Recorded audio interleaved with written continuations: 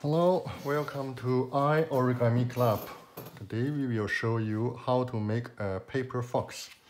We will pick a square paper, bigger or smaller, no problem. So we will fold corner to corner. Firstly, corner to corner.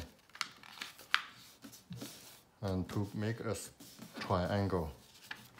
Now I will fold from the center of the triangle to create a new triangle. And then I will continue my triangles, but now I will fold two corners to different direction. And here I have two space here, but here I have just one can open. And from this side there are three triangles, from this side two triangles.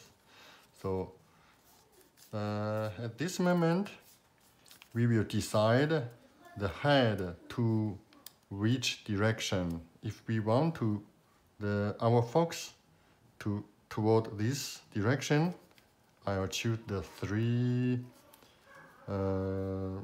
triangle to this direction. But if I want my fox toward its head to this direction, so I will rotate it, and the three triangle will toward to this direction.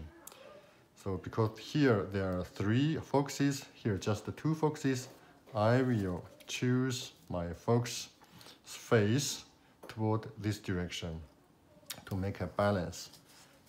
Now let's fold. I will fold the triangle close to me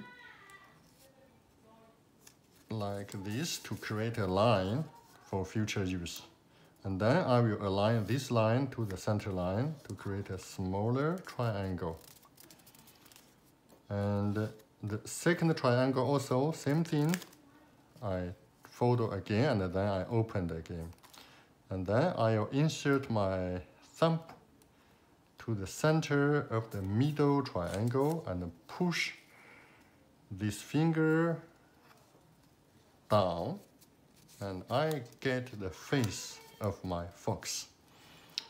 And the next step and last step, just simply fold this corner inside to create the tail.